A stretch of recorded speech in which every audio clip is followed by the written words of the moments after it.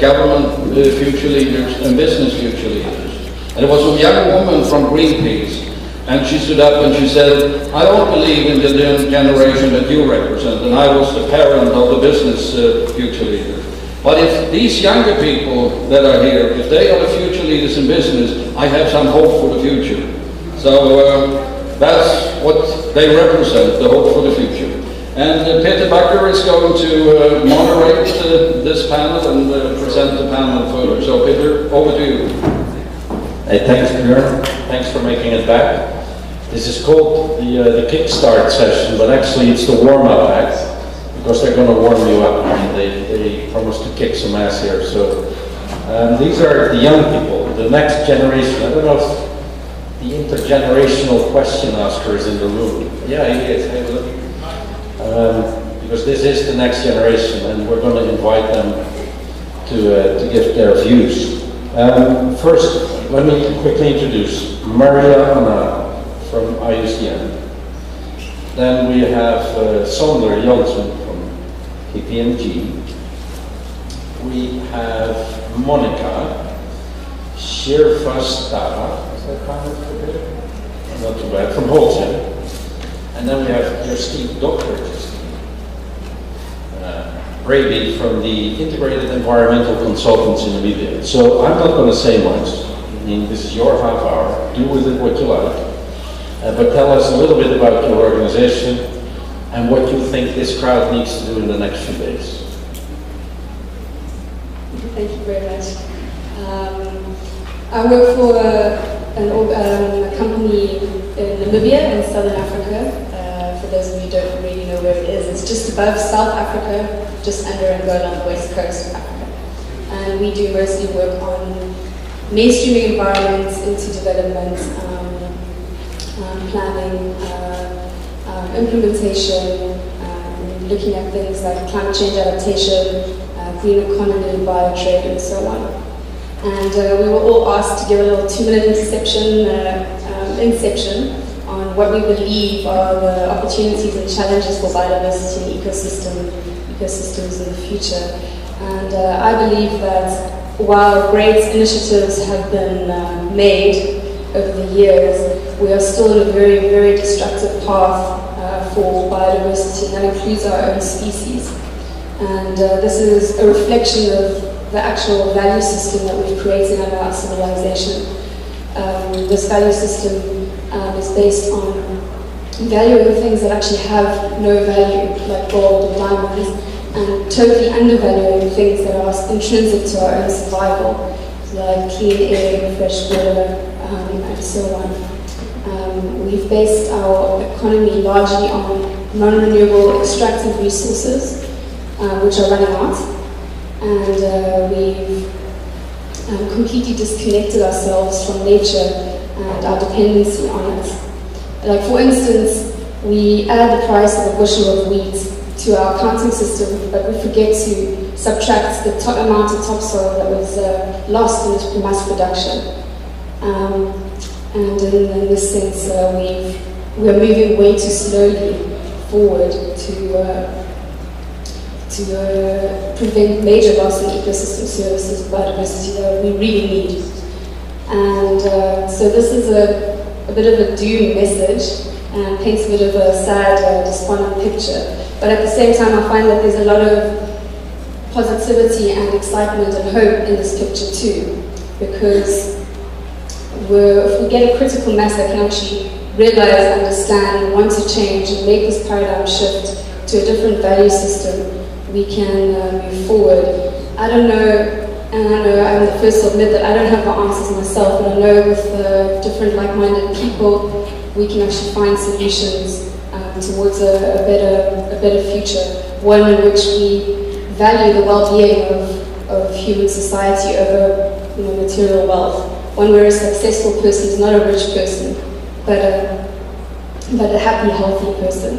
And that is the world that I would like to see, one where poverty is eradicated, one where nature is harmonized with development, and where we find and reconnect with our roots again.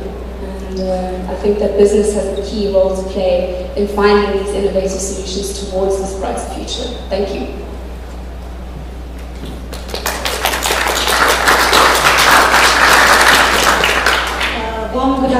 all of you. If I understand correctly, Peter, are we going to talk about our company and our role, or the whole, whatever kind of as well? Okay. So I'm working for a wholesome company with my colleague Sheila, and she already talked about and gave you the background. And she mentioned that we are working on developing training material and communication for our employees, and I'm actually helping her to work in this area. And with my aspiration, I would like to speak by citing two live examples of my nephew who is just 5 years old, and I really got this thinking that those two examples can be very relevant to this topic. So he's just 5 years old, and once upon a time he just asked his mother that why do we worship God? So my sister answered that because he has given us life. On that he asked that why don't we worship tree? Because we breathe and air is given by him. And whatever we eat, whatever, like I eat the fruits, everything is given by the tree. So why don't we worship tree? And the second example, like they live in Delhi and my brother is in Canada. So once he asked my brother that what time it is. So he said it's night, and it was day in Delhi. So he said, like my nephew said, I understand, there is only one sun, and he cannot go everywhere at one go. So if it would be night here, then it would be day. Okay, so my relevance for citing these two examples to actually say that it's not really difficult for everyone to understand the value. Even the 5-year-old guy can understand the value. And second example, I will say that relevance is that actually people understand it more correctly when they are taught in their own language. So if we want businesses to understand that what biodiversity or what ecosystem values, then we need to talk about in their language. We need to show them the numbers. So if we say that if you don't maybe manage your mines, or if you don't conserve biodiversity, then there can be some delay in consents to operate. They might not understand. But if you would say that that delay of consents might result the closure for your operation for 1 month, and that can cost you such amount of money loss, then they would understand, yeah, that's the figure. So I would say that actually we need to talk about in the language what people understand. So this is my initial thoughts on it. Thank you.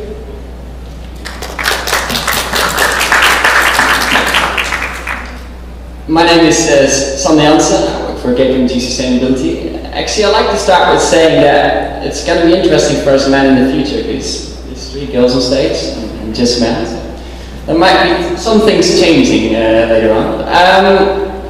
Well, I feel like I've been part of a journey. I joined the Future Leaders team that Monica and I both represented 5 months ago. When I first joined, it was in Montreux, a beautiful spot. I knew something about biodiversity, but I'm going to be honest with you, not heaps. 5 months later, I think I'm pretty up to scratch. I know a lot more. The Future Leaders team gave me an awful lot about biodiversity, and it's really good. So now I feel sort of like sorry that I didn't realize what the importance was of biodiversity. I think companies, businesses are sort of on the same journey. So they also tried to catch on. I think there was a steep learning curve that was mentioned before. I don't know if it was Peter or Gerd. They might have a steep learning curve, but I don't think it was as steep as I had over the last 4 months. They need more time to catch on. So I want to give you my observations and from means that maybe businesses can catch on. The first one would be dissemination. I mean, it's a pretty obvious one, but we're an event, we reach out to 10,000 people, which is amazing, but I think there's a lot of converted people here, people ready to have a belief in it. I think we're really going to reach out to the laggards, the ones that are not really convinced about this topic yet. So I felt like that's a responsibility I can take. So I organized, which actually last Tuesday, a seminar back home in Holland for 60 companies about the opportunities of biodiversity.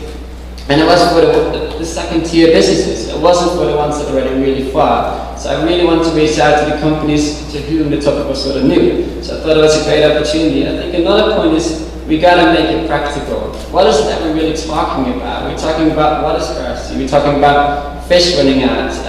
We're talking about operations being at risk because of the scarcity of natural resources. So we can. I'd like to stay away from all the jargon. I think it's beautiful that we claim this as a topic, biodiversity, but we really gotta reach out. It's quite easy, really. The concept is quite easy. Sustainability made it as a buzzword.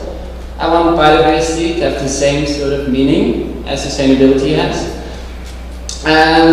One more point I want to make is we gotta reach out with success stories. I think for those laggards, I call them, I think they feel it's kind of alien, biodiversity. What is it? What can I do about it? How can I reduce my impact? How can I mitigate my risks? Well, there are some really good examples out there from businesses that actually have implemented great things, that have shown that they can actually get opportunities, turn risk into opportunities. So I think it's an important thing. We as future leaders, we reach out with this really positive messages. Something that you actually want to get us as well, we got to put numbers on it. We got to talk the language of the board. We got to help them making wise decisions. So what I've done, I saw the importance of valuation over the last 4 months. I've asked my colleagues, we need to do something about valuation with our own company. So I've pulled a method together with my colleagues that we can help companies to really value sustainability. So it's a bit larger concept. And I think the last thing I want to say is companies, it's fair to say, I think have a major impact. I think, and there's a lot of NGOs and other institutes here that have a lot of knowledge. Not to say that companies don't have knowledge, but I think where the values really is getting those groups together, the knowledge and the impacts. I think that's the value of this event, because I think that's where we can accelerate as well. Thank you.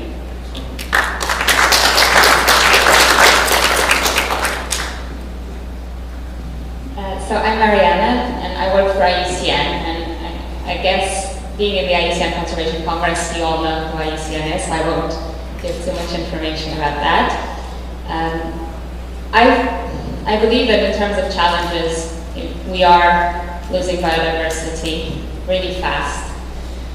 And we're beginning to see the consequences of this loss, and more the discussion is, what can we do?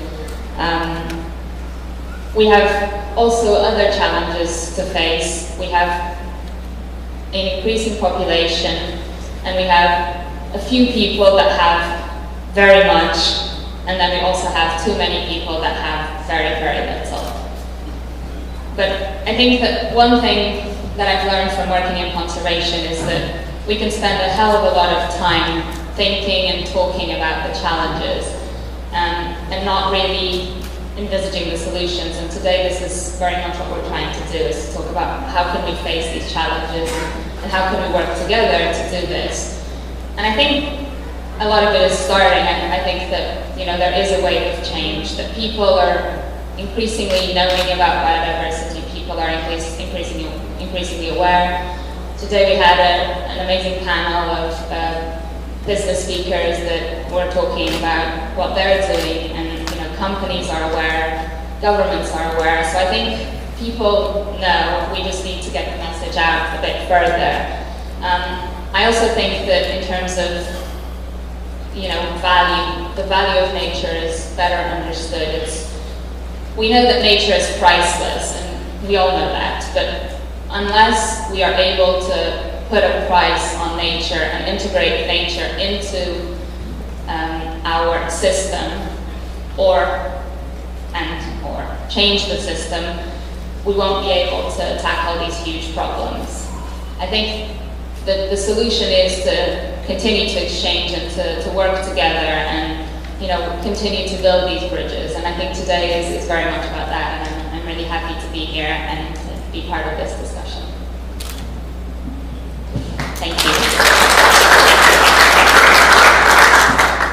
Okay, thank you. I think the one trick in your 4 messages is you all talk in some shape or form about value, valuation, putting a price on nature. Did you guys agree that amongst each other, or is this the view of the youth. I mean, this is what you all think. The view of the youth is changing. Good. The view of the youth is changing. Yeah. The thinking is changing because today if you talk about business, they only, though they understand that ecosystem services is important, but they really want to know the business case. And sometimes it's difficult to make them understand that how this business case lies in this whole thing. For this, I would like to cite an example that the scope of ecosystem services, I really don't find it so aligned because it excludes so many things. It excludes limestones, coal, oil, minerals. So now, like we had in the morning 5 or 6 or 7 companies, out of which 4 were from extraction mining companies. So they said that we are not so much dependent, but we have so much impacts because actually these oil extraction, limestone resources are not included in the scope of ecosystem services. So this is my thought that it should, because when you say ecosystem, it's biotic and abiotic factors.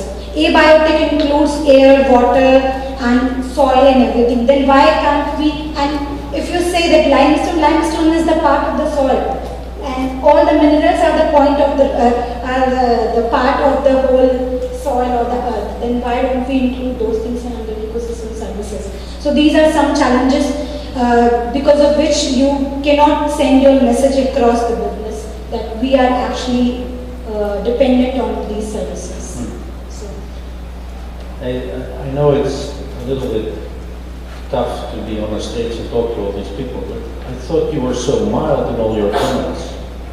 Because, you know, the way I look at these things, we've been talking about sustainability and ecosystems for 20 or 40 years, depending on whether you start counting in Stockholm or Rio. And all the statistics are moving in the wrong direction. So we can hold up all the green flags in the world, but Planet is telling us there's only red flags to be seen. And so why aren't you shouting at these people? And let me ask that more positively. If in 4 years from now, you were, by magic trick, the head of the IUCN, and were to organize this event again, what would you do differently? Would you run it the same way? Would you change stuff? I mean, are you happy the way the world is dealing with this? Does anybody want to? Okay. Are there bosses in the room? What is the problem? Okay. One thing I see that here people are talking about mostly a partnership between businesses and government. They don't see other stakeholders like community, academics, research. So I think their role is also important, and partnership across the sectors, because it's not only that government can contribute this whole solution, and we understand that businesses and government are the main element and the NGOs, but there are other stakeholders who can contribute very positively, because you need to know that scientific basis as well. So for that you need the academic institution, research institution to go into and to look into the details. So I would say that I would more focus on other stakeholders to accept from government, NGOs and businesses. Justine. Thank you.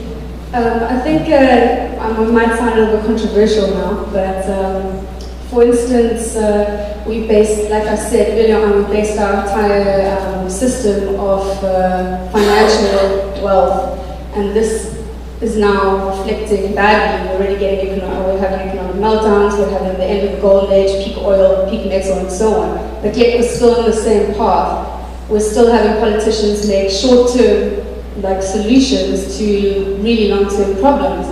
I'll use the Niger Delta for instance.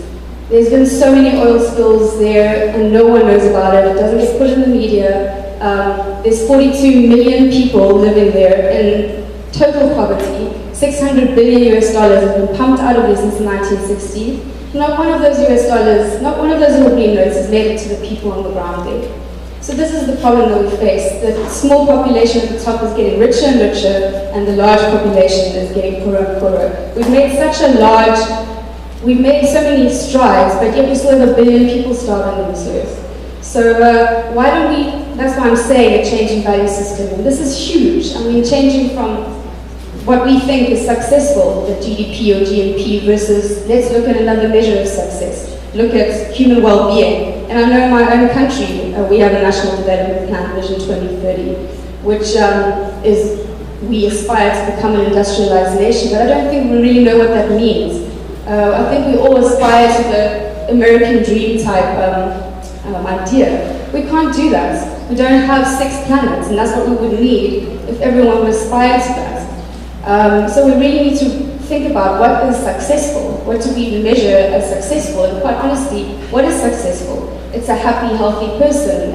And like I was bringing it back to the Vision 2030 for my country, our founding father, our president, in his foreword, first thing that he says, this development plan is for the well-being of the citizens of Namibia.